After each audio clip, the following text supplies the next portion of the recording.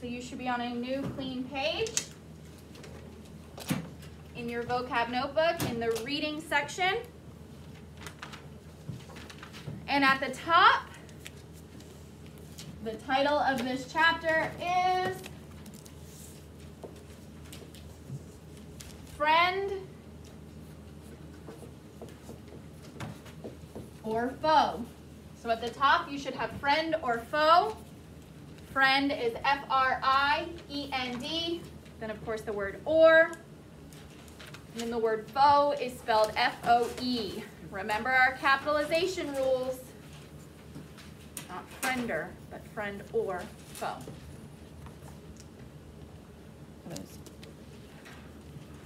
Remember our capitalization rules. Important words are capitalized, unimportant words are not. In the word, in the title, friend or foe, what is the unimportant word or words? Mason? Or. Are there any other unimportant words, Mason? So do we capitalize or? What about friend? Do we capitalize friend? Do we capitalize foe? Yes. And then write the date, January 25th, 2021. We only have 6 words, so Victoria, you will have the first 3. Cullen, you will have the last 3. Okay, so 1 through 3, Victoria, 4 through 6, Cullen. So, am I helping number 2 No, now? well, we'll see. But do we need to comment on it? No, just follow directions. Number 1 is the word interfere.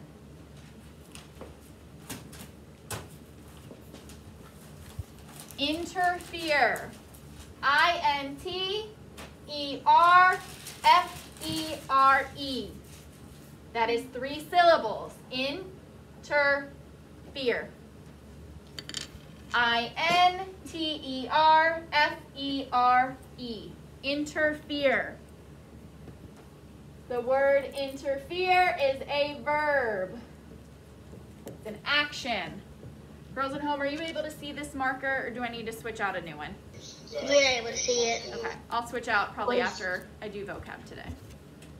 Interfere, it is a verb that means to stop something,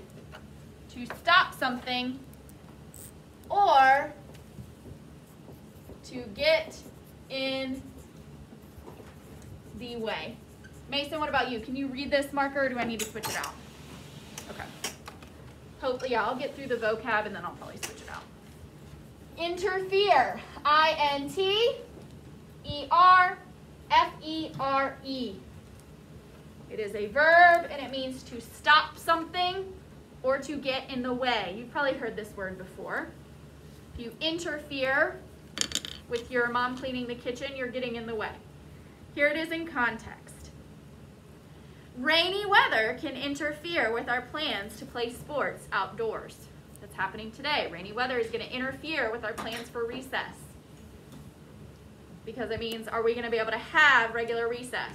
No, it's going to stop regular recess or get in the way of us having regular recess. So, Victoria, make sure you're putting stars next to 1 through 3. Cullen, make sure you're putting stars next to 4 through 6. Number 2 is the word awkward. Awkward. A-W-K-W-A-R-D. Awkward. It is 2 syllables. We have our first syllable, awk, and our last syllable, word. A-W-K-W-A-R-D. You all know this word. It is an adjective. It describes a noun, someone or something.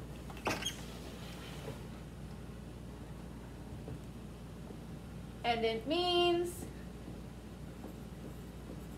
someone or something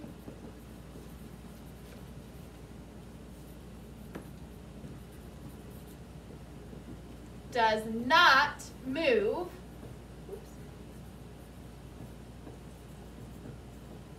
with grace or ease.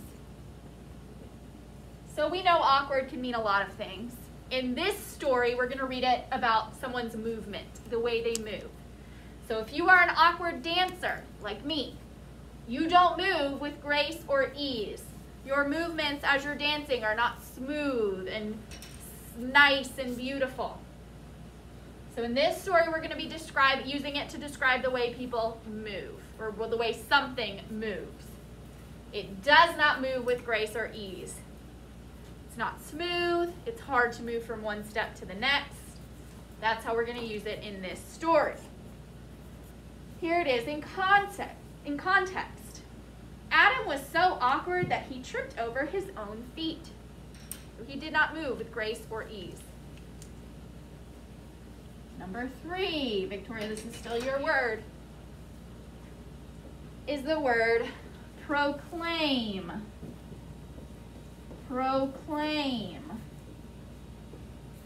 Proclaim. It is 2 syllables. Proclaim. Pro, P-R-O, is the first syllable. Claim, C-L-A-I-M, is the second syllable. Proclaim is another verb. It's another action. And it means to speak out loudly and publicly. Proclaim, P-R-O-C-L-A-I-M, is a verb, it's an action, and it means to speak out loudly and publicly. So not only are you speaking loudly, but you're speaking so that people will hear you. You're speaking publicly. You're not just talking to one person loudly, you're talking to a group. Here it is in context. When few people could read, a town crier proclaimed the latest news. Now, did that proclaimed sound exactly the same as proclaim? What was different about when I said it in the sentence versus how we wrote it here? Listen again. Listen for this word and see, does it sound exactly like this, proclaim, or did I change it a little bit? When few people could read, a town crier proclaimed the latest news. Michaela. I added ED. That helped me to show that this happened in the past. If I add an ED sound to the end of a verb, the D sound, proclaimed, that means I'm saying it happened in the past. Not today, because now lots of people can read. So do we still need somebody to shout out the news to us every night before we go to bed? No, we can read it on our phones, we can read it in the newspaper, on our tablets, in the computer, whatever. Okay, now we're starting calling on your words. Number 4 is the word agile. Agile. A-G-I-L-E. How many syllables does agile have? Carla? 5. Not 5. That's how many letters it has. Please listen to the question. Syllables and letters are not the same thing. Otherwise, I would have said how many letters. Mason? Not 1. Zadie? 3. Colin? 2. 2. Agile. Remember, when you're doing syllables, you're figuring out, okay, how many different sounds are there? Ag-ile. Put your hand under your chin. How many times does your chin go down? Agile. 2. Because there are 2 different sounds. Ag-ile. A-G is the first syllable. I-L-E is the second syllable. Ag-ile. That's, so, I don't know. Maybe I need to find an IXL on syllables. Because I can't reteach you syllables now. That's like a kindergarten, first grade skill. So if you didn't get it fully in kindergarten or first grade, well then, I don't know, there won't be a fourth grade IXL on syllables though. Like it won't exist. I don't know, but you have to know syllables.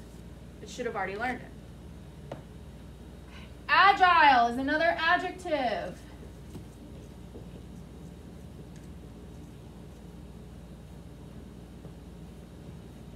It's a describing word, and it means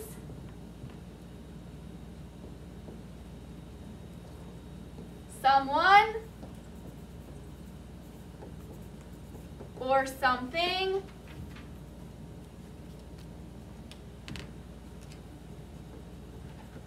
moves quickly and easily. Agile is an adjective that means someone or something moves quickly and easily. Ooh, that word's the opposite of another one of our vocab words. Agile is the opposite of what vocab word? Aaron? Awkward. What are opposite words called? What is that word that means one word is the opposite of another? It's the opposite of synonym. What is the word that means one word is the opposite of another? Nobody know this? Kingston? An antonym. Come on guys, remember an antonym means the opposite. An antonym means two words mean the opposite. A synonym means two words mean the same thing. Okay.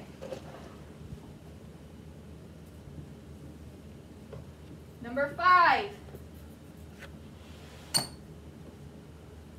Oh, here's agile in context. My father is still agile enough to climb a tree. Number 5 is the word guardian.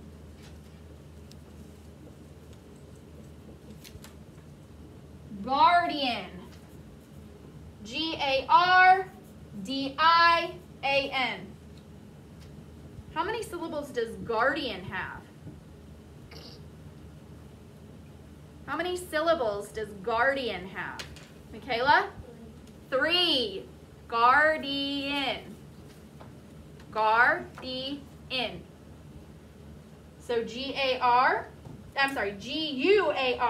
is the first syllable. D-I is the second syllable. A-N. Gar is one sound. D is another. N is a third. Do you see how my chin hits my hand? I'm not moving my hand, so I'm not like making my hand hit. I'm just putting my hand where it'll touch, and guardian. Guardian is a noun. It's a thing, or a person, place, or thing, usually a person. And it is a person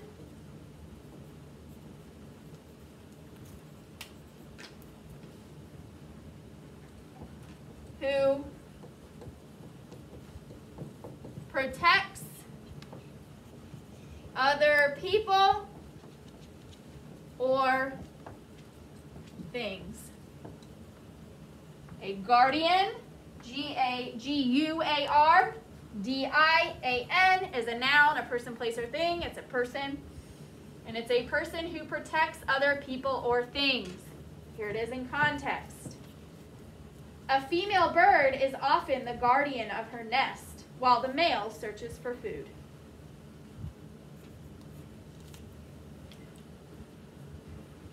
Okay, last word. I'm going to erase number 1 and 2.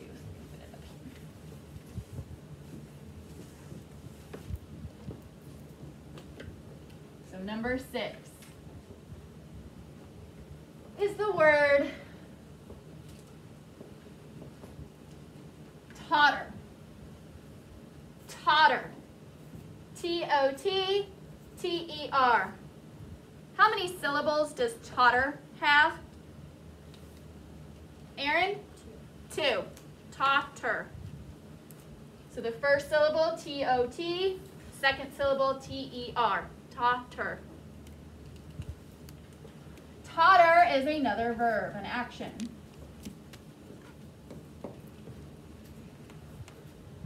And it means to move unsteadily back and forth. That sounds kind of like another vocab word. Totter, to move unsteadily back and forth. Which other vocab word does totter kind of sound like? Zadie? Did they mean, do they? Totter, to move unsteadily back and forth. Agile, someone or something moves quickly and easily. Mason? Awkward, because what does awkward mean, Mason?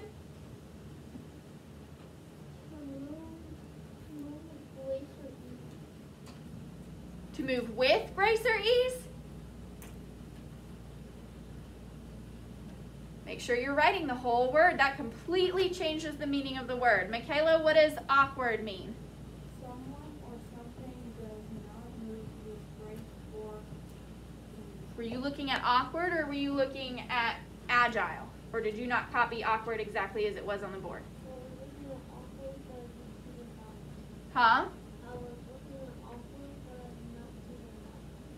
I can't hear you. What did you say? Louder so I can hear you. You were looking at awkward, but I didn't hear what you said. Yeah, I was looking at awkward, but I didn't see the whole sentence, and I just wanted to see it. Okay, that's why it's so important to make sure you copy it exactly, because that completely changes the meaning of the word. So it sounds like awkward. To move, let's see, someone or something does not move with grace or ease, well, they would probably totter. Those are not synonyms, though, because what part of speech is awkward? What part of speech is awkward? Smith? Awkward is an adjective. Awkward is an adjective. Totter is what part of speech? Colin? Verb. So they're two different parts of speech, which means they're not synonyms, but they are similar words. A person who is awkward will probably totter around. Okay, here it is in context. It's a verb, so be listening to hear if you hear it exactly the same way we have it listed here, or if we change the word a little bit. The young child was just learning to walk, so she tottered quite a bit. Do we hear it the same way? Colin? No. How did it change? You added an ED. I added the D sound to the end. Totter became tottered. Why did I add the D sound to the end? Sorry? Because it happens in the past. Because it happened in the past. Okay. Remember, Victoria, you were doing numbers 1 through 3. Cullen, you were doing 4 through 6. Okay, so when you're done with that, go ahead and put your vocab notebook away and open your textbook to page 276. Page 276. We are starting a new chapter on page 276 called Friend or Foe. I'm going to read the talk about it. While I'm reading it, be looking at the picture while you're listening to me and coming up with your own answer. Is this crocodile a friend or foe of this frog? Why? First of all, what does the word foe mean? F-O-E. Who knows what the word foe, F-O-E, means? Victoria? Foe means like you want, like you don't like them.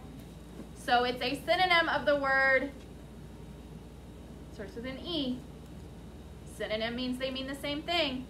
Someone who doesn't like somebody else could be considered that person's foe or that person's, Smith? Enemy. Enemy. So foe is a synonym for enemy. That means they mean the same thing. Okay, so now that you know exactly what foe means, we all know what friend means. We don't have to go into that. Is this crocodile a friend or a foe of this frog? Zadie. I think it's a foe because I've seen crocodiles before, and they hold their mouth open for something to jump in, and then they... So Zadie said she thinks it's a foe because she knows that sometimes crocodiles will hold their mouth open in the water, and then when something goes in, they'll close their mouth. So what's going to probably happen to this frog very soon? Sad. Mason?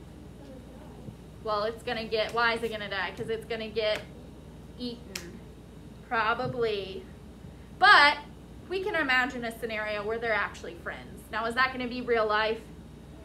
No. But we can imagine, if we want to make this a happy picture, we can imagine a happy picture, a happy story where this frog and this alligator are best friends, and the frog is just trying to cross the river, but the water current is too fast and the frog is too little. So this alligator, this crocodile, is helping the frog cross the river. What kind of story is that? Fiction or nonfiction? Victoria? Fiction. Now in real life, the nonfiction version, they are not friends, they are foes. You know what would happen. Okay, so let's go ahead and turn to page 278. What skill are we working on in this lesson?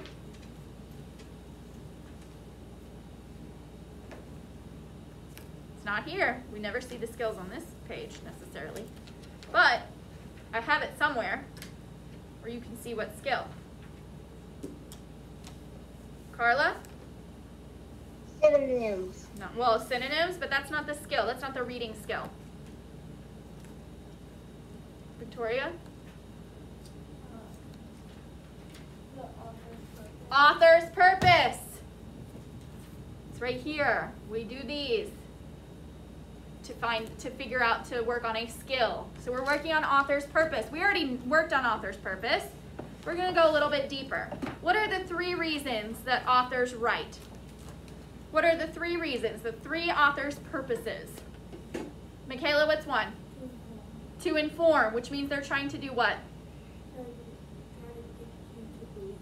That's not what inform means. That's a different one. What does inform mean?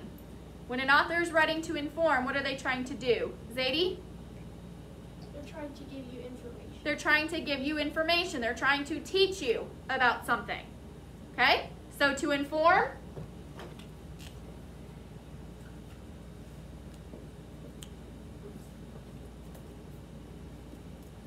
Go ahead and get out your notebooks actually. We're going to take quick notes so that we don't forget this. And then when you study for your quiz or when you do your homework tonight, you have these notes. So we're not going to number them, we're just going to add them to the bottom. So to inform means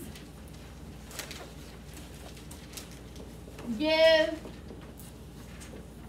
information or teach about something. So if the author's purpose is to inform, they're giving you information, they're teaching you about something. So we know there's 3. That's 1. What's the second reason that authors write? Aaron? To entertain.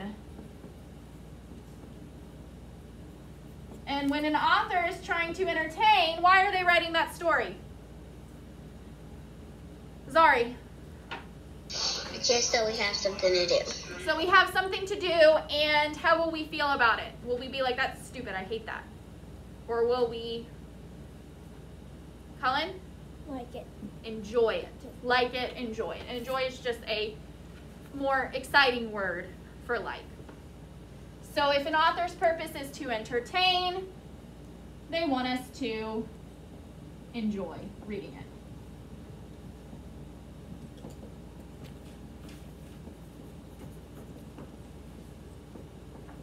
It's just for fun. Now, does that mean it can't teach us anything? If it's written to entertain, does that mean it can't teach us anything? Not necessarily. Think of fairy tales and fables. They're written to entertain us, but they also teach us a lesson. Like the story of the tortoise and the hare. Was that written to actually inform us, give us facts, and teach us about something? No. It was written for us to enjoy, but do we learn a lesson from that story of the tortoise and the hare? What is the lesson that you learned from Tortoise and the Hare? Who remembers? Zari? The hare was going way too fast. He got sleepy and he was like, the tortoise will never pass me. And the tortoise beat him because he was going slow. And then the hare got mad. So slow and steady wins the race. So sometimes they combine, but an author usually has a main purpose, whether it's to inform, to entertain, or to do what? What's the last one? Zadie? To persuade. To persuade. And why would an author write with the purpose of persuading? What are they trying to do? Zadie? They're trying to make you have an opinion like that they have. So, it's written to get you to do, try, or believe something. They want you to do something, whether it's do something, try something, or believe something. That is what an author would write to persuade. So as we read this story today, we're going to be thinking of, okay, what is the author's purpose? Is it to inform? Is it to entertain? Or is it to persuade? And how do we know? So first, we're going to find the clues. We're going to find things that give us a hint as to which one of these things are the author's purpose. Once we have our 3 clues, then we'll be able to say, this is why we're reading this story. The the reading strategy we will also be looking at is synonyms. Tell us about synonyms. Carla. Loud and slow. Synonyms are words that have the same or nearly the same meaning. You can use the A thesaurus. Pterosaur to find synonyms. So remember, synonyms are words that mean the same thing or nearly the same thing. They may not be exactly the same. So we're not going to use a thesaurus to find this, but think of a guardian. Think of the definition of guardian. What do you think would be a good synonym for guardian? A word that means the same thing. Remember, a guardian is someone or something, someone that protects other people or things. So what would a good synonym for guardian be? Smith. Parent. Parent, because what is a parent's job, Smith? To protect you. To protect their kids. What's another good synonym for guardian? Aaron? I would say a dog is my guardian because Okay, but that's not a synonym. We're looking for a word that means the same thing. You're just telling me an example of a guardian. But I want to know a synonym. That means a word that means the same thing. So Smith said a synonym would be parent. Because we know parents are parents to protect their kids. Okay, what's another synonym? Zari. Teachers. Teacher. A teacher is also a guardian because they protect people, their students also. They protect things. I protect my classroom. I protect your textbooks by telling you not to write in them. Okay, let's see. So remember, try not to give me examples. Your words, those are synonyms, but they're going a little bit into examples. Let's see. Zadie? I'm not sure if this is an example, but like a babysitter. Good, a babysitter, because what's a babysitter's whole job? To watch you. To watch kids. What about a park ranger? Would a park ranger be a guardian, Mason? Yes, because what does a park ranger do? Protect their park. What about can't think of what the name of, like a person who works at a museum. That's an example because I can't think of the name, like the name of their job. A guide, a trail guide. Is that a synonym, a guide? Yeah, a person who guides you also protects you. They're there to guide you in order to keep you from going off the trail, somewhere dangerous.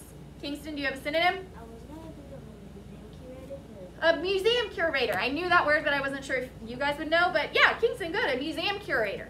Because they protect the things in the museum. Okay, so now, as we're reading, we're going to find some synonyms. We are also going to figure out what is the author's purpose for writing this passage. It is short, so we're just going to do one paragraph at a time. Mason, please begin with the title and the author. Loud and slow, so that everybody, including the girls at home, can hear. Rose Morning. Loudly, super loud. They can't hear you at home. Rose Morning.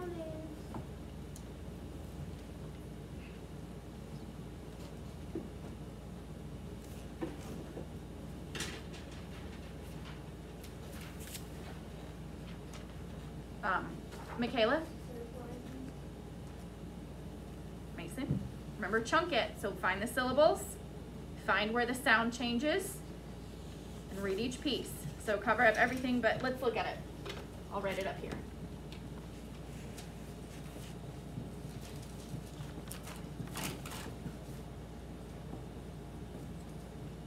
Okay, Mason? What's the first syllable? How would you say that? Sir? Surprising. Put it all together, and what is that word? There you go. So start again with the title. Loud, loud, loud. Otherwise, I'm going to have to call on somebody else. Rose Morning Surprising Boo by Adam Savage. Today we will hear from Pam, said Mrs. Sandy. Okay. Read the next. Okay. Keep louder, please. Pam stood in front of the class. I'm going to talk about Rose Morning, she said. He said, smiling. Okay. Read next, Michaela. Loud and slow. Someone figured No, louder and read the whole word.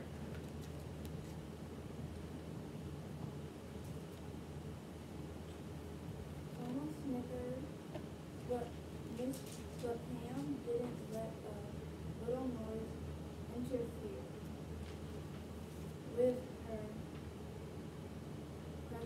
presentation. She knew that her topic was interesting. Okay, read the next paragraph and then stop. Well, no, I'm sorry. Let me call on somebody else because it's not long. Zadie. Pam was prepared, so she didn't feel awkward or uncomfortable. Holding up her photo album, Pam began began her report. This is a road runner. She looked around the room. No one seemed interested. Pam knew she had to do something to get everyone's attention. That's how I felt in math class the last few days. So what's the first thing we notice about what the author is doing here? In these first 4 paragraphs, what is the author trying to make us wonder? What is she trying to make us think? Just out of these first 4 paragraphs, what is the author trying to make us think? Zari. They're trying to make us think that it's so far like no one's really interested. So what do we wonder? What do we ask ourselves? So far, what the author has written makes us think that no one's interested in what Pam has to say. So what do we wonder? Victoria, we're not on that page, so I don't know why you are. What do we wonder? That tells me you're not thinking about what I'm saying. The author is showing us that it seems like no one is interested. So what do we wonder? What do we ask ourselves as we read those 4 paragraphs? Are your minds blank other than Zari's? There's nothing in it at all? You have no questions? Zari? Is she trying to entertain us or give us, or inform us? Okay, but that doesn't mean what those first 4 paragraphs. That's something we wonder with everything we read.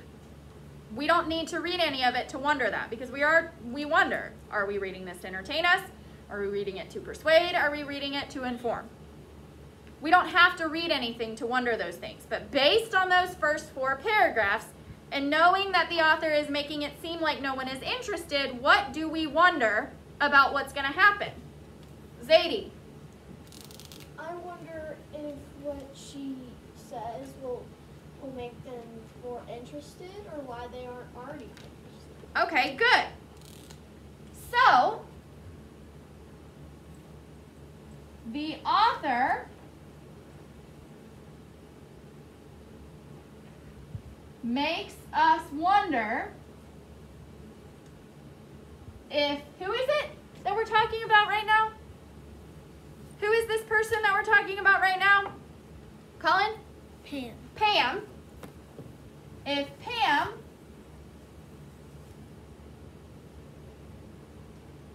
will make the students interested.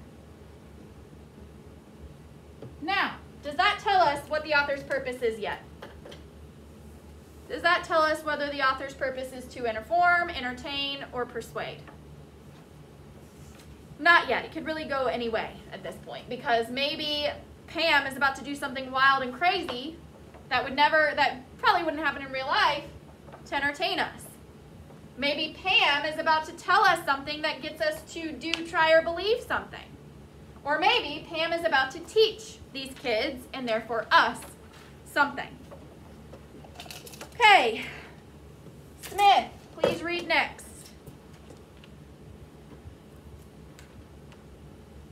Holding up the next photo, Pam proclaimed with confidence, "This amazing bird is so fast and agile, it can catch a rattlesnake." So I know one of the first thing Pam said was, I'm going to talk about roadrunners. And now she's giving us facts about roadrunners. So there's my next clue. What is she going to do? She's already started. What do you think she's going to keep doing as she talks? Victoria? She's going to keep saying facts about, What? I'm guessing she's going, Move your hand from your mouth. I'm guessing that he's going to give more facts about the roadrunner. Let's keep reading to find out if that's our next hint. If it doesn't happen again, is that much of a hint, do you think, or a clue? No, but if it keeps happening, is that probably a clue? Okay, read next, Zari. Whoa, that's cool, called Peter from the back row. What else can they do? Now every eye was on Pam. Roadrunners can run up to 15 miles per hour, she continued. Do they fly? Someone asked. Okay, thank you, Zari. Read next, Cullen, loud and slow. They can fly when they seen. Not seen. Sound it out.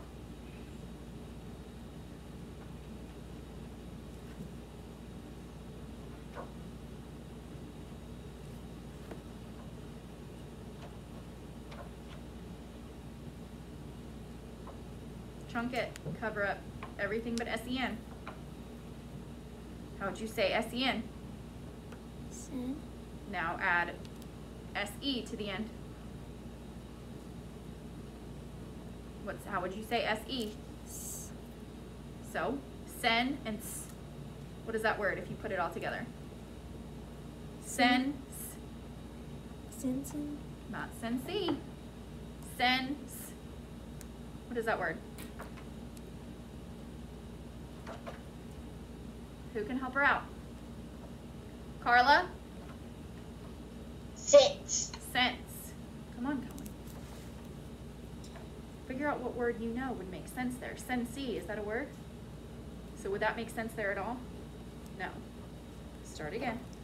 They can fly when they sense danger, but not very far. Pam held up the next photo.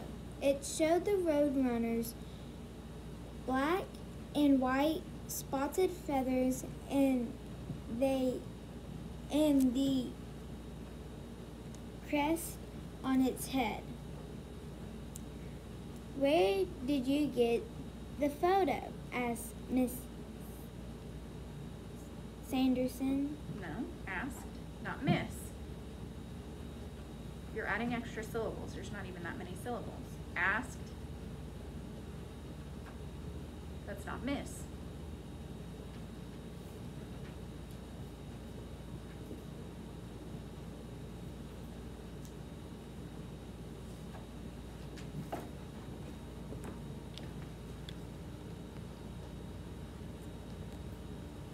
What is that? Mr. Sanderson, sir. Where's the S? So why are you saying it at the beginning?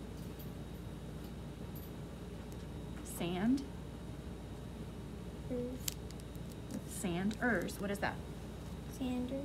So asked. Asked Mr. Sanders. Okay. Read next. Aaron, loud and slow.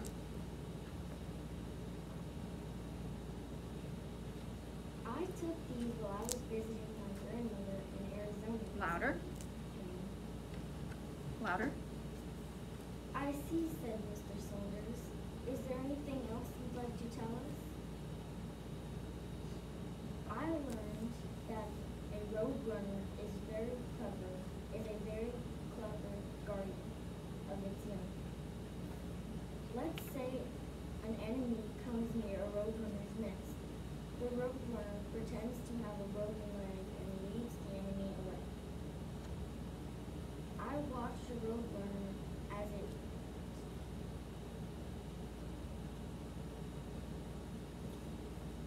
tottered along. It was so brave. Okay. So Victoria made a prediction that Pam was going to give us a lot of facts about roadrunners. Was her prediction correct? Mason. Yes. So what can we say our next clue is?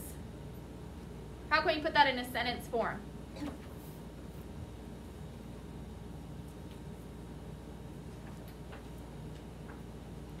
How can we say that in a sentence?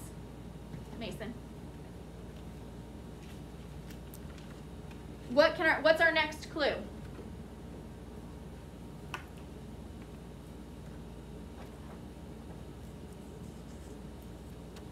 Who can help him out? It's not from the book. Our clues don't always come straight from the book. We just say what's happening in the book.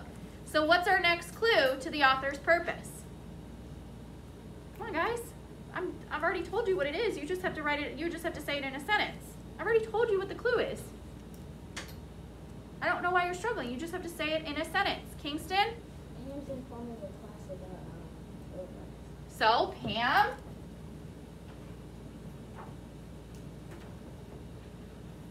is giving facts about roadrunners. Now, is Pam a real person?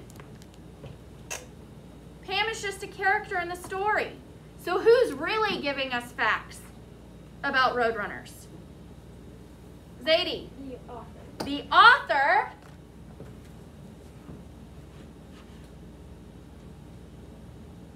created Pam and wrote her words. Now, we have a pretty good idea of what the author's purpose is, but are we 100% finished? So could it possibly change? Potentially. Victoria, read the last paragraph, loud and slow.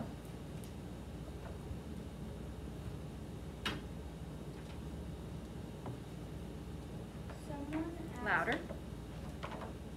Someone asked another question.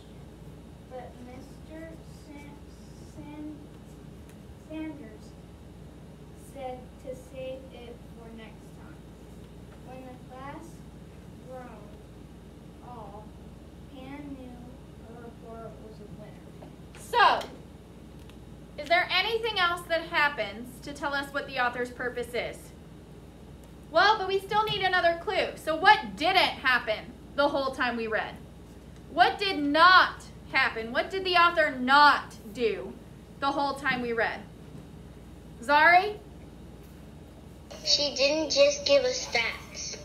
She didn't? I thought she did. What did she not do the whole time? She gave us facts, so that can't be the answer to what she didn't do the whole time. The answer to what she didn't do has to be something she never did. Did she give us facts, Zari?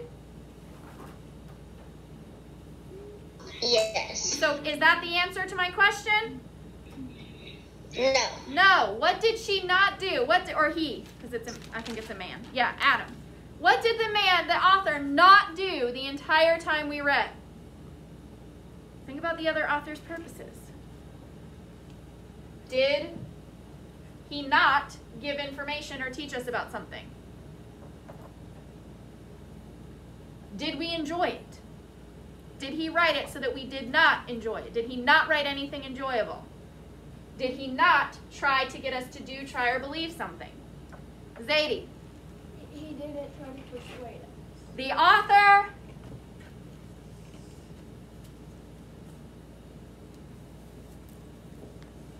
didn't